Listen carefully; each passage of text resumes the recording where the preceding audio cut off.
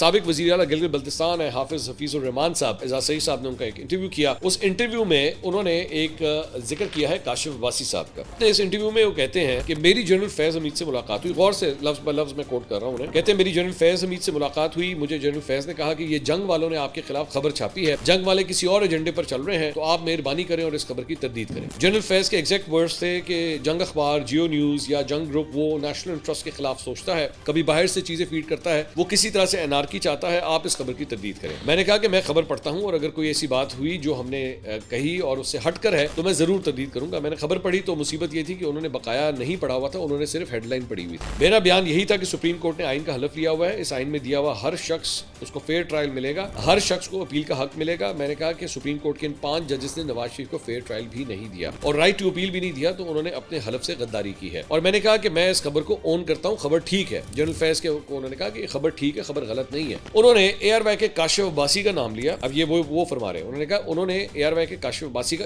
General فیض حمید جو ہے وہ کاشف عباسی صاحب کا نام لیتے ہیں، انہوں نے اے آر وائی کے کاشف عباسی کا نام لیا اور کہا کہ آپ ان کے ساتھ پروگرام کریں، ان کو آپ کے پاس بھیج دیتے ہیں یا وہ آپ کے پاس آ جائیں گے یا آپ اے آر وائی کے کسی رپورٹر کو اس کے حوالے سے بیپر دے دیں اور اس خبر کی جو جنگ اور جیو نے چلائی ہے اس کی تردید دے دیں. تو میں نے صاف انکار کیا. اس کے بعد انہوں نے کبھی زور نہیں دیا.